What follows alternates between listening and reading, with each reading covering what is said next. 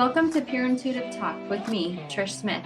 I'm a multi-dimensional channeler sharing my gift to assist others to connect and work with their whole being, helping bring them into a beautiful way of high-frequency living. Immerse yourself in an hour of nourishment that feeds your spiritual journey and invites you to embrace your empowered soul. You'll feel armed with new understandings for how to shift from pain to love as we explore topics from shamanic sound healing to gut health. Are you ready to take accountability for the impact that we have on the world around us and learn new tools and techniques to feel whole again? Of course you are, and you're in the right place. Pure Intuitive Talk starts now. Welcome to Pure Intuitive Talk. You're listening to Trish Smith, the host, and we're here on Transformation Talk Network. Today, I'm going to be diving pretty deep into my history, which can feel uncomfortable, but I feel like it's important to basically explain kind of where I was at back in the day, the things that have led me to where I am at today, and some of the ways that I feel like I've been saved by other people and ways that I've used to help save myself. Because when I look around me, there's so many times that I see people really struggling and feeling alone and like they're the only ones that have ever gone through these really hard times or have made poor choices, especially our young people. That was kind of one of the things that led me into opening up to my own children about my past, was when they became young adults and they were struggling with very normal adolescent things. And for them, knowing me, their mother, as the woman that raised them, and they knew when I was younger that I had PTSD, and they watched me lashing out and having a hard time and getting my behavior under control. And then going into running the nursery of a church and working at the elementary school. And so I felt like it was important to let them know that I myself had been a very naughty teenager, and they were not alone in making some choices that they didn't feel proud of, right? And so recently I was having dinner with a handful of friends, and one of my girlfriend's daughters came to me and was explaining that she always admired me as a mother, and she just appreciated the example that I'd set. And she was so grateful for the times in her life that I'd been there for her. And I explained some of my past to her, and she said, "Oh my God, I had no idea." Right. And so sometimes I feel like if we can be transparent in some of our past, it can help other people that are in the place that we were then to be able to recognize that they're not the worst person in the universe. They can come out of these places. They can find a new path. They can make their way in the world, especially young people. I mean, adolescence is a really difficult time, right? Whether you're going through your adolescence and your teenage years or your young adult years. So for myself, my adolescence was definitely like 14 to 19. And I remember in high school witnessing like the people that were telling me, you shouldn't do this, you shouldn't do that. I remember them going into their college years, some of them attending college or not, and then going through their wild times and becoming reckless. And I remember thinking, okay, so it seems like we all go through the phase where we're all going to just be total wild, jerks. This is YouTube, so I can't use the other word that I was thinking. But it seems like, 99% of us go through that period, right? Where we're reckless, and I myself was quite reckless. So I just kind of wanted to start from the beginning. And I was born into a family. I had my mother and my father. My mother and my father are actually still married today. So I did not experience going through a divorced family or a blended family. I wasn't going back and forth growing up. So that was my experience, that I had both of my parents. My dad was very hardworking. My mother stayed home with the children, and there were four of us. They were attending the Mormon church at the time. And so they had four kids, each a year apart. So my mom had me when she was 20. And by the time she was 24, she was having my younger brother. So I was the oldest of 4 siblings, again, each a year apart. So it was kind of crazy. It was, I like to say chaos, you know. I think for the most part, until we were teenagers, it was controlled chaos. Again, like I said, my dad was really hardworking. He was a UPS man, and my mom stayed home with the kids. And until I was 7 years old, they were attending the Mormon church. And I don't really remember a whole lot up until then. A pretty normal childhood. And then when I was 7, we moved down about an hour and a half away from where we were living. And we lived with my grandparents. My parents bought a piece of property. They were going to build a house on it. And it was supposed to take a few months, but it ended up taking a couple of years. And so the 6 of us moved in with my grandparents into their 2-bedroom, 1-bathroom home. For myself, it was amazing because I was in love with my grandma. I had always just been infatuated by her, loved her, felt so adored and loved by her. And for some time of that 2 years we were there, I don't know exactly, maybe a year of it, my great grandmother lived there.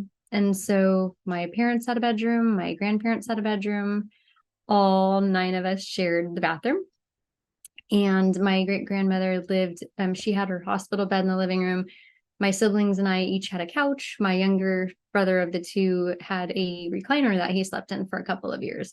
And it's interesting because when I look back on those times, to me, they're some of my favorite memories. And as an adult now, a grandmother, I look back and I think, oh my God, my mom and my grandma must have been pulling their hair out. It totally felt like, I guess I like that. I like being on top of each other and everybody feeling close. But I can imagine looking back from their perspective, they must have just been like, this is a zoo, and they must have been just wanting to pull their hair out and probably wanting to strangle the 4 of us children. They didn't strangle us, so that was good. Well done, Mom and Grandma. But yeah, that was a good time in my life. And then we moved into the house once it was built, and we lived there until I was 14. My dad lived in LA during the week, and he came home on the weekends. And at the time, what felt really good to me was him coming home on Friday nights. I got all excited, like my dad's coming home. And enjoyed working and playing and whatnot on the weekends. It was work hard, play hard. So we had lots of chores, taking care of the yards, the house. And then we also played. My dad had a boat, and he'd take us out water skiing and taught us so much growing up. He was a very patient teacher, taught us how to fix things, how to take care of things, how to water ski, how to, do the sports. So it was different, I suppose, because unlike a lot of kids, both of their parents were home or they're going back and forth. My dad was in LA during the week and then came home on the weekends. And at the time, I didn't recognize how much that would be for my mother, like how overwhelming and how much was on her plate. I just remember not feeling like I got enough of her attention, not feeling loved by her. And looking back, I can see that she had her hands full. But at the time, having ADHD, my brother had been diagnosed emotionally disturbed. So we were some wild kids. I mean, we gave my mom a run for her money. And so it was a little chaotic, right? During the week, my mother and I arguing, fighting a lot, because she had her hands full and I felt like so much of it was unfair. And so I was always trying to argue my case. And I understand that having a kid with ADHD and then another kid that's emotionally disturbed and then 2 more kids on top of that, I look back and I think, well, okay, she did pretty good, all considering, but at the time I just felt like she doesn't understand me. She doesn't know anything, right? Everything's not fair, because I was a child and I had those thought processes. So when I was 14 years old, though, we went through that until I was 14. And then when I was 14, I got into some trouble.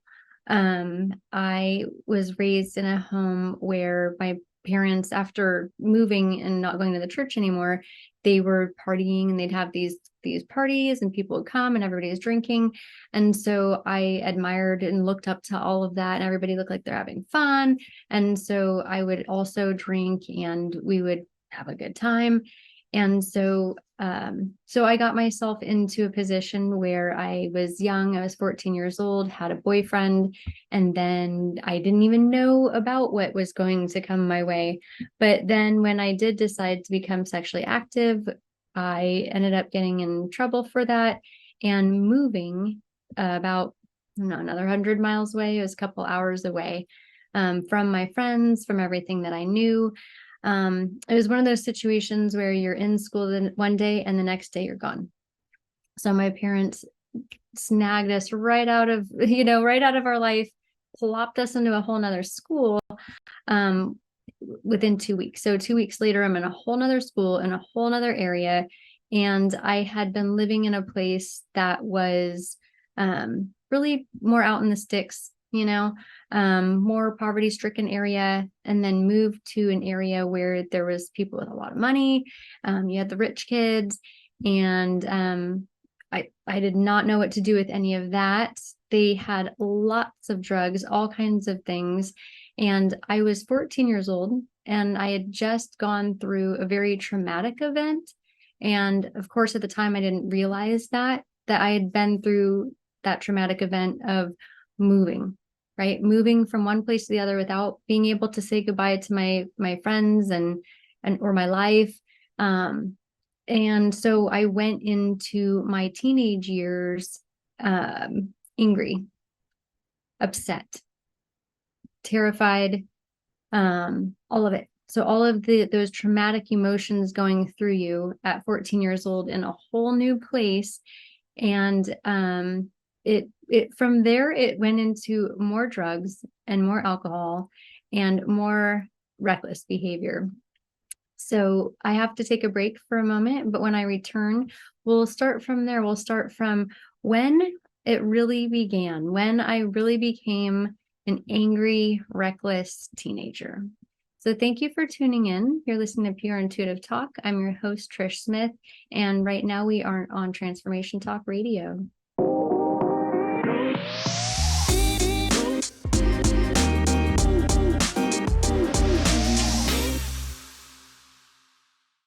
Welcome back, everybody. You're listening to Pure Intuitive Talk. I am your host, Trish Smith, and right now you are tuned in to Transformation Talk Radio. Or maybe you're on my YouTube channel and you're over at Trish Smith Guide on YouTube. Either way, I'm still your host, Trish Smith. And so I am using my courage to tell my story in hopes that if it can help one person, if they feel like this crazy lady on the internet did it, maybe I can do it too, it'll be worth it, right? So where I left off when we went to break was that I was 14 years old, moved to a whole nother city, not by choice. In fact, when we were moving, my siblings were it was explained to them that their sister got in trouble, and so that they had to move. And so I had 3 siblings underneath me that were also quite angry with me because they too had to leave behind everything that they knew and loved and their friends, and without choice, right?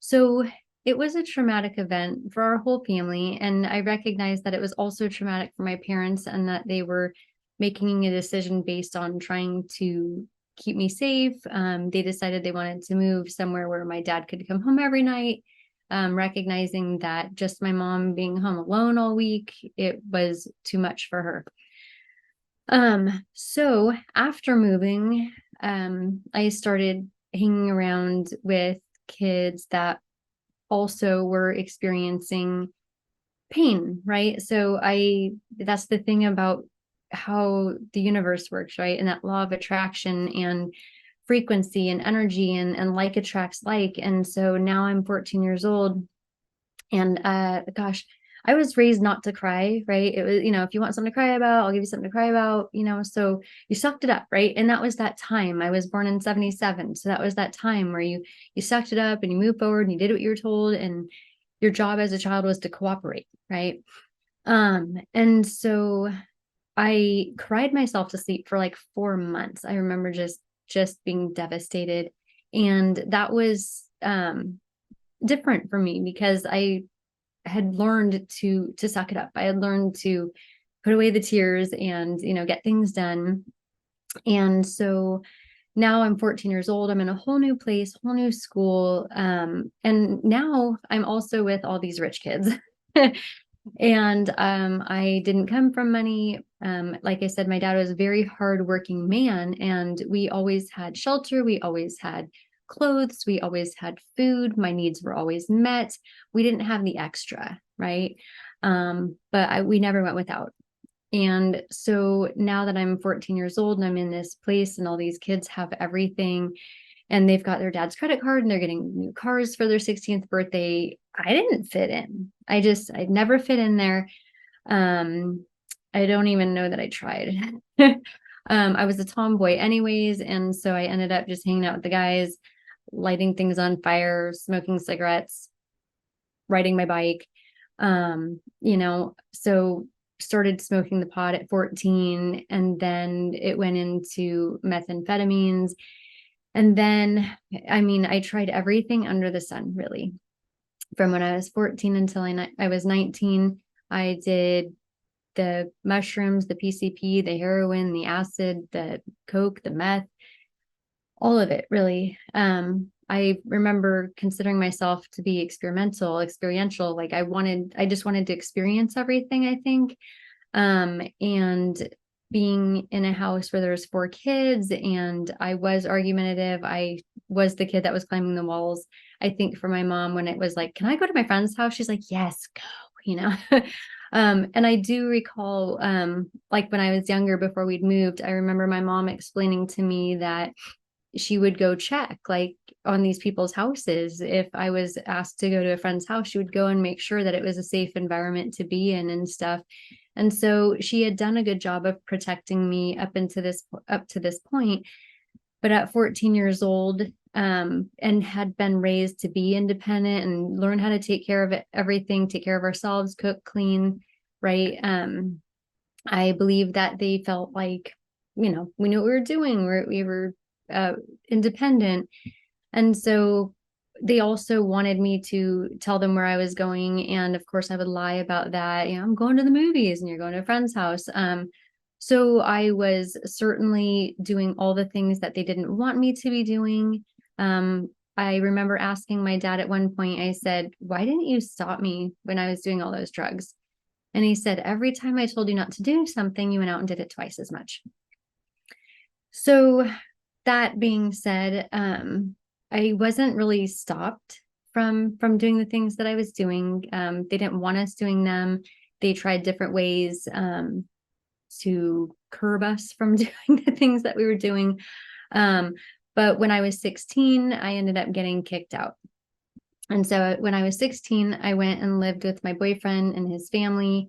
And they were really neat. They were really nice people. His mom was super cool. I was really into her.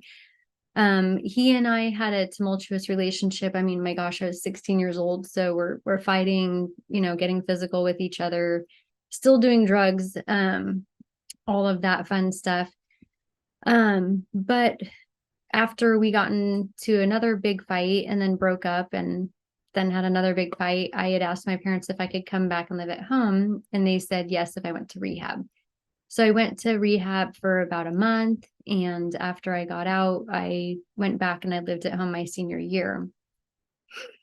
So my senior year was a real wild ride.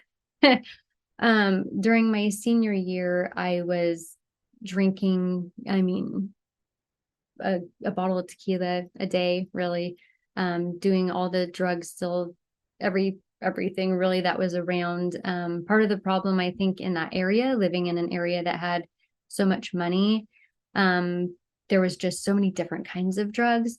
And I was hanging out with the crowd that didn't have somewhere where they had to check in to be, and myself either. My mom finally just said, "Can you just be home by 7 o'clock in the morning to take your sister to school?" And there's a few times I screwed that up. But I did live back at home my senior year. That year I had been date raped. That year, I was on all kinds of drugs, all kinds of alcohol. My behavior was entirely reckless.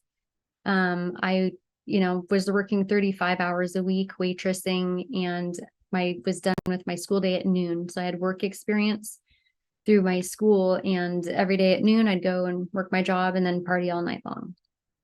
There were times when in the morning to take my shower, I remember hopping in the shower and lying down in the bottom of the bathtub because I was like, okay, I just need 5 more minutes, because my mom would come down, wake me up, try to wake me up. I wouldn't get up, finally get up, get in the shower, fall asleep in the shower, waking up to just water hitting me in the face, right? Like, where am I? Oh yeah, I'm in the shower. I have to get up and get ready and do it all over again. I think it was probably was my senior year to about 19 years old that I had overdosed on drugs. I overdosed one time on methamphetamines.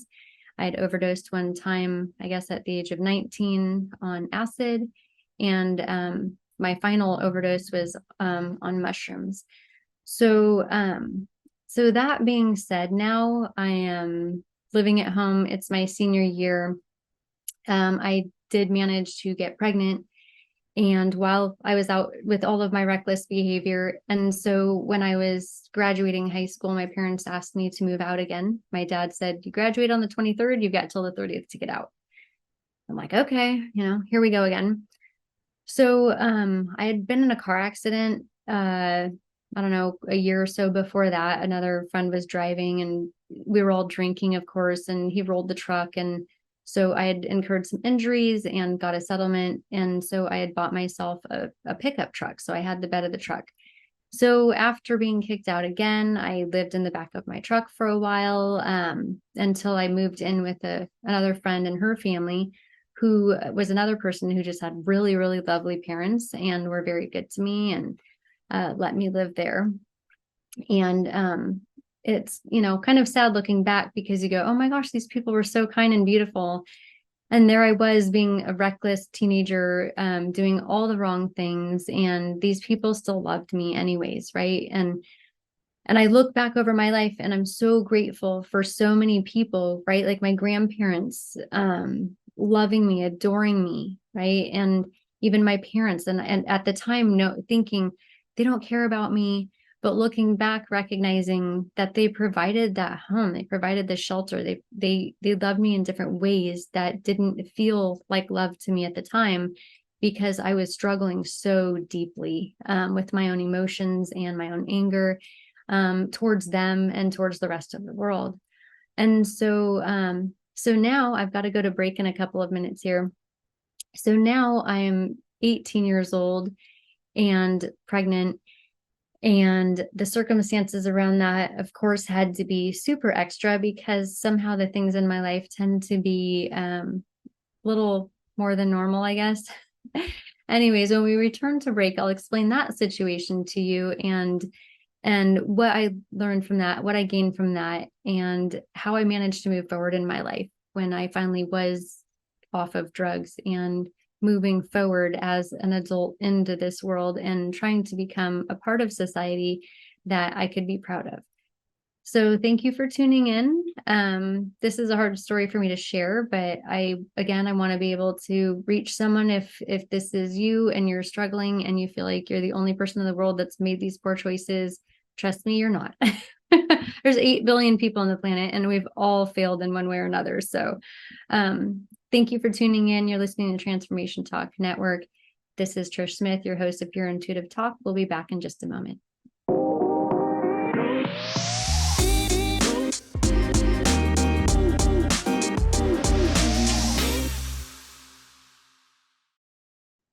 Hi, everybody. Welcome back. You're listening to Pure Intuitive Talk. I'm your host, Trish Smith, and right now you're tuned into Transformation Talk Radio. Before we went to break, I was opening up and being very transparent about some choices I had made in my life that I'm really not proud of. But at the same time, when I look back, I have no shame over. So it's difficult to open up about the things in a public setting. But at the same time, I don't have shame around them because of all the work that I've done over the last 25 years. So that's the good news. The hard news is that it's very nerve-wracking to try to explain all of this and then bring it full circle by the end of this hour for you to understand how I went from being that reckless teenager to where I'm at today in my life. So continuing on, when I was 18 years old, I was pregnant and I had been kicked out of my house again. And I went from living in my truck, which to be honest was pretty comfortable. I had a carpet kit back there, I had clothes, lived in Southern California, so it wasn't terribly freezing. So sometimes I'd park at the beach. Honestly, it wasn't that horrible. But anyways, and I was on a lot of drugs, so it's not like I noticed how, different and it was, right? And the position I had put myself in, I was still doing so many drugs that I hadn't recognized, like the positions I'd been putting myself in and the dangers I'd been putting myself in, unfortunately. So I was pregnant and I had had a boyfriend that had been arrested for accomplice to murder to a friend of mine. So my senior year, it was actually in May, and I woke up that morning, found out that a friend of mine had been stabbed to death. Then in the afternoon after school, I went ahead and took the pregnancy test, found out I was pregnant. And then from there, I couldn't get a hold of my boyfriend to let him know because he had been arrested as being a suspect in the murder of the friend that I'd woke up to find out had been killed. So meanwhile, back at the ranch, I'm still on all these drugs and trying to sort out how I was going to manage that. So at the time, I feel like I did the best I could. I sought help. I talked to friends.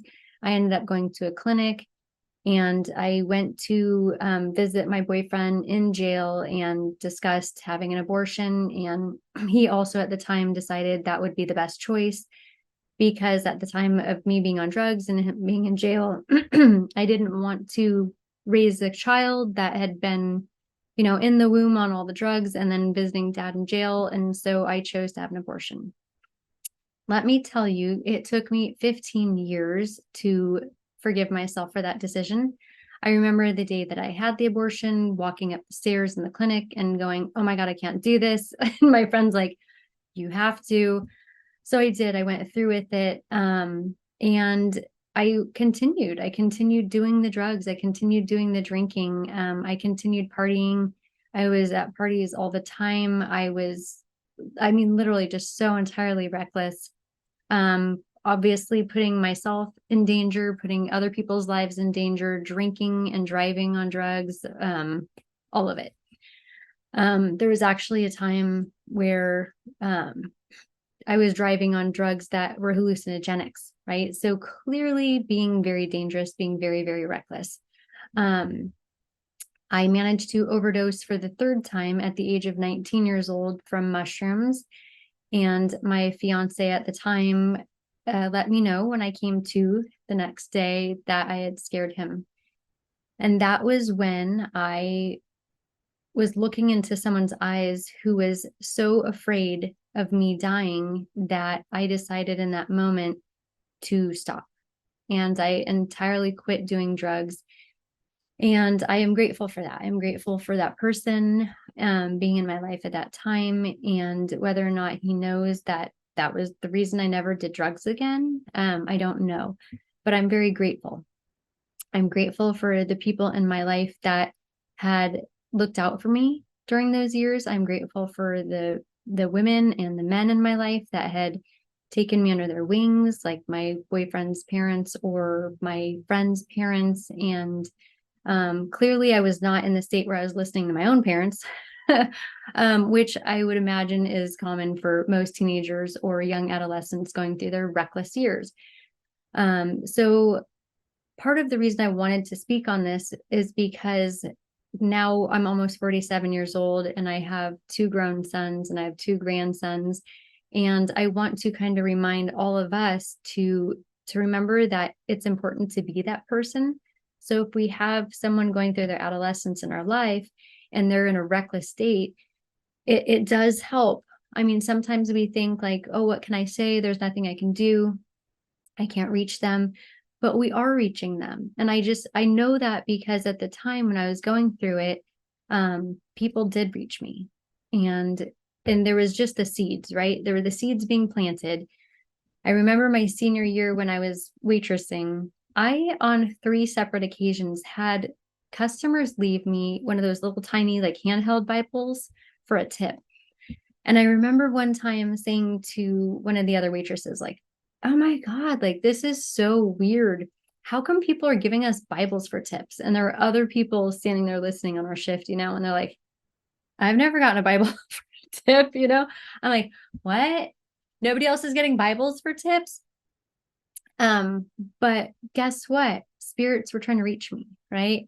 Jesus is trying to reach me. My ancestors are trying to reach me. My guides are trying to reach me, right? So even though I was out of my mind, right? Like out of my ever loving mind, really. I mean, when you're, good God, I would do, the weed to calm down the coke and then the alcohol because the weed got too boring. I mean, really, I'd be on like 4 different things at a time and just managing it that way. Like, oh, we're going too fast. Let's slow it down.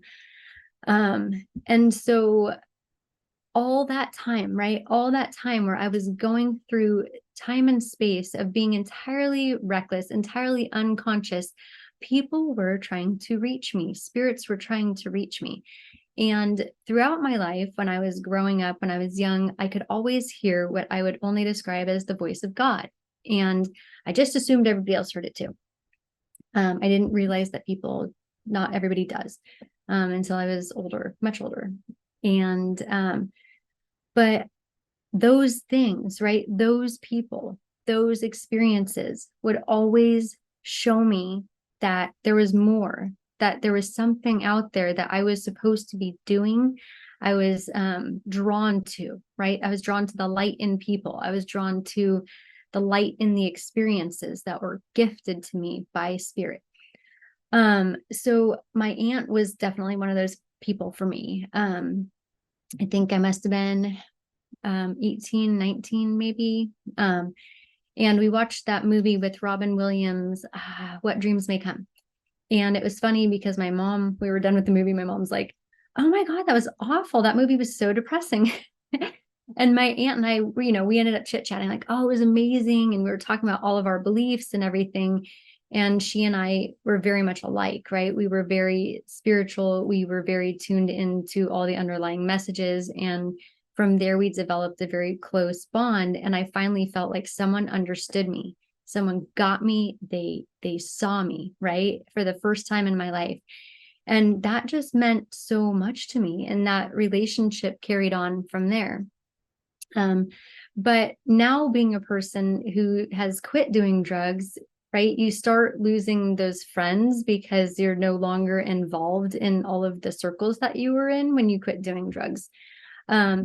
So from there, I've got just a couple minutes. I'm going to go to a break again. From there, turning my life around was very, very beautiful for me.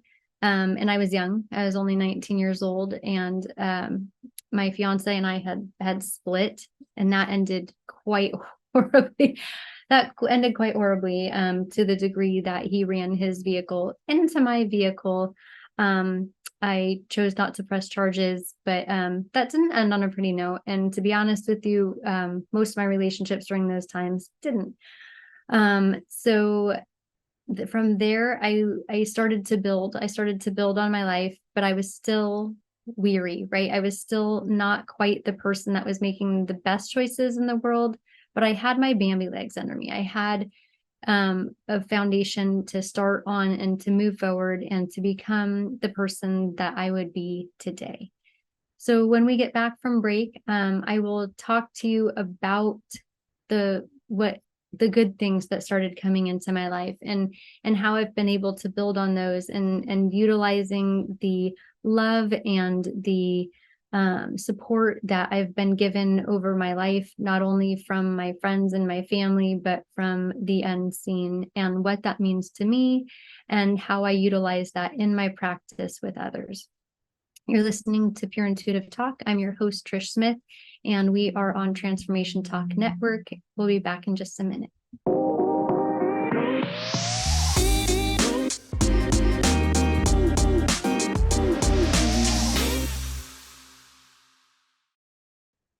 Welcome back, everybody. You're listening to Pure Intuitive Talk. I'm your host, Trish Smith, and you're listening to Transformation Talk Radio. So before we went to break, I was explaining about how I had been a reckless teenager. I had managed to quit doing the drugs, but I was still, not quite an adult. I was still not, I was adulting, right? I was working and holding it down that way in the material world, but by no means would I have considered myself grown, right? So I went into the California Conservation Corps because I had wanted to be a park ranger, and I thought that would be a good avenue to start that, where I met my ex-husband. And so I worked from there, and it was a dormitory situation. And so once we were married, we were asked to go. We weren't allowed to work there, live there anymore, because we'd become a married couple. So for some reason, my whole life, I wanted to get married and have kids. I always just wanted to be a mom. And so becoming a mother, I was so thrilled. I was so excited. I married my ex-husband, and within a couple of years, we were, married, pregnant, separated, divorced, all within a couple of years. He was a great guy, a good man. I was still wild. I was still crazy. I had stopped doing the drugs, but I still had this, attitude. I had quite the attitude, and I think that I was a hard person for him to deal with. And so sometimes I think, oh gosh, I think he got lucky. I think he got lucky that we split. So that being said, I gained from that marriage my son, who entirely saved me. And I look back and I think, my goodness, it gave me purpose, right? I had quit doing drugs a couple of years before I had my son. But I was still not loving someone more than I loved myself, is the best way I think to put it, right? And so once I had my child and my world revolved around him, I became an entirely different person. It changed me in so many ways. However, I was still drinking. I was not drinking and driving. I became more responsible. And then I went through my divorce, and maybe 9 months later, I found my husband that I am married to now. And so that was also a good thing. So I found my husband, I got married, and he was very good about, helping me make better choices, because I was still someone that was, being reckless and having a bad attitude and super scrappy. But he was really good about helping me to curb those things. So I'm still doing better. But I'm not quite, there yet, right? So my husband and I got married in 2000. This May, it'll be 25 years since our first date. And we were married in October. Come February, I was attacked and kidnapped. I was a month pregnant with our younger son at that time. And in one of our, my first shows, I went through the whole story detail by detail about being attacked and kidnapped. So I won't do that here. But at the time, I remember thinking, I've been through so much in my life. It's just one more thing. And I didn't go get help. And so it took me 2 years before I finally went and got help. And with the PTSD, I'd been diagnosed with PTSD. I was lashing out. I was angry. I was still using alcohol, and it was masking a lot of the symptoms and whatnot. And it was really when I was 30 and I decided to quit drinking. Even though I'd been doing it when my children were younger, responsibly, like I'd wait till one of them would go to bed, or they'd go to bed, and one of us would drink, the other one would stay sober in case someone woke up with a fever or something. I was still drinking recreationally and drinking on a daily basis.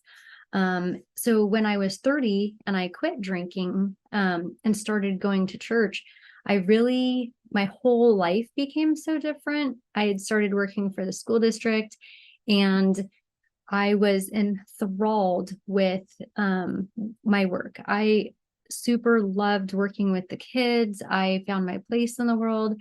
I felt like I was answering my calling. I loved the kids so much. I loved the school so much. I loved the people I worked with so much. And it really grew me. It really grew me as a person. I've always been into self-development. I mean, even it's interesting, as a teenager on the drugs, I would stand in the mirror and I would check myself, and I would, get into the depths of my soul, and work with myself to try to become a better version of myself. But really, after quitting the alcohol and living a sober life for, 15, 20 years, it really, and, on occasion having a margarita here or there, every few months, you got to have a few margaritas a year, right?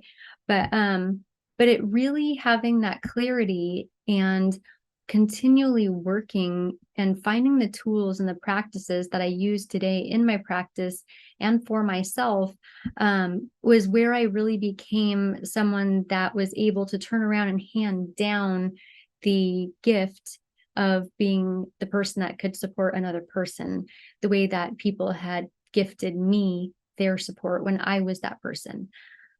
So my husband and I have done foster care. We had a foreign exchange student that lived with us a few times. And I've had young people in my life. One of the children that I cared for in foster care, her mother and I are still very close. I was able to help her at a time when she was going through a rough patch, and she's a beautiful mother, beautiful person. And I know that we need each other, right? And so my whole reason behind explaining all of the poor choices that I made in my life, is because I want those of us that have been there, done that, right? Survived it somehow. Obviously, because we are called for more, right? We're still here because we still have purpose. Recognizing that we have that power, that we have the power to reach behind us and offer our support to either people that are younger than us, right, that are going through their adolescence, or maybe they're people that are in our age bracket or even older than we are, and they're going through a time of loss. Maybe they've lost their spouse or a child or a parent, and they're grieving and they need our support. But for me, community is really, really, really important. And I personally have a very close relationship with the divine. I'm trying to be careful with my language, because when I say God, I feel like I am discrediting my ancestors and my guides that put in so much work and so much effort. So it's hard for me to try to find language that encompasses all of the divine help that I have and that we have. But after being married for all these years, and working with the school district all those years, my husband and I moved up to Oregon. We moved our family. Our children wanted to come. So we came to a new place, started a new life, and that was 7 years ago, only to have that marked with some real challenges as well, which seems to be life, right? That seems to be in my life and other people. It's kind of how life works, right? So sometimes you think things are going to go one way and they go an entirely different way. And that's just out of our control. And the best that we can do is manage it the best that we can. And I'm grateful that when I had moved up here, that I'd done the work that I had done, because I've been able to handle the losses with grace. I've been able to handle my children going through their own battles with their mental health with grace. It's not easy, but being in the position where I've been through so much and I've done the work that I've done, I'm grateful that I have become a person that I can offer someone else the grace, and I can offer someone else my full support. And so when it comes to my clients, when it comes to my friends, when it comes to my family, I know that I'm invested, and that means a lot to me. I wouldn't have it any other way. I don't want to be in a relationship with someone and not be willing to put something that feels fun or something that feels like it's less of a priority above my people.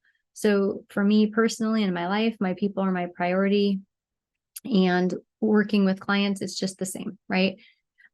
So I also wanted to let you know that if you're looking for someone to work with, part of the reason for me sharing all this story is because when I started doing this talk show, I remember telling my husband, Aaron, there are all these people on this network.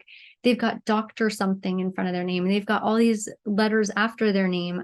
I don't have that, right? I don't have a degree. I graduated high school by the hair on my chinny chin chin. I was actually moved to a high school that my mom worked at so that I could graduate, because I didn't want to go to the continuation high school.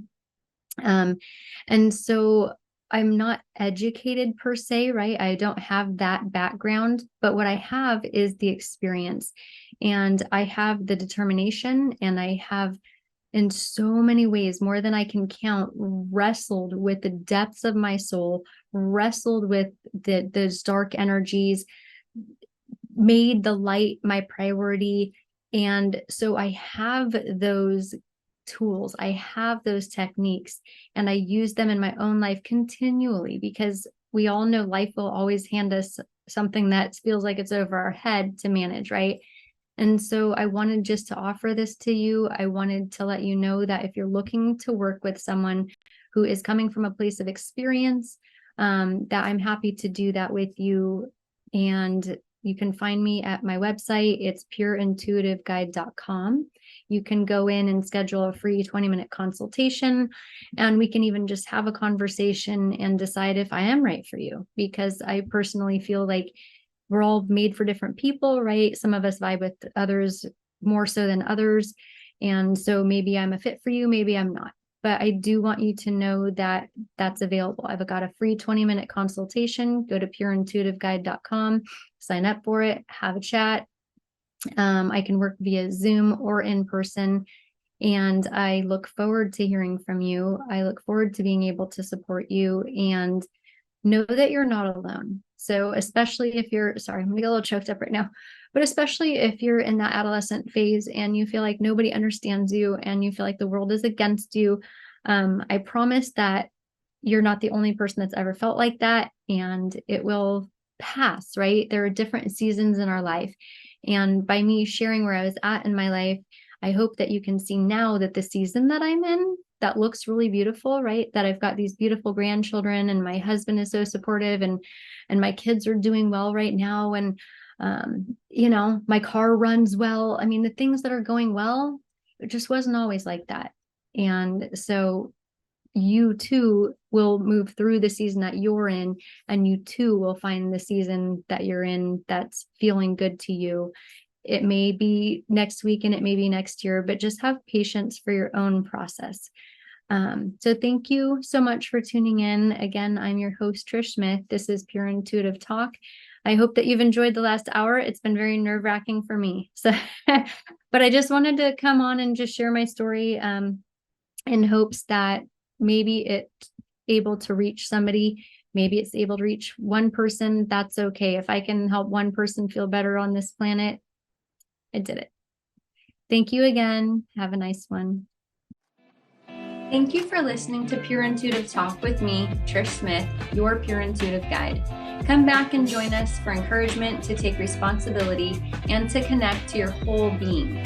Remember that every moment is the right moment to choose peace, acceptance, and forgiveness. We all have the courage to look deep within, get real with ourselves, and make upgrades to our ways of interacting with the world. It's been my privilege to share this hour with you. For more information about me, go to pureintuitiveguide.com. That's pureintuitiveguide.com. Thanks again, and we will see you here next time on Transformation Talk Radio.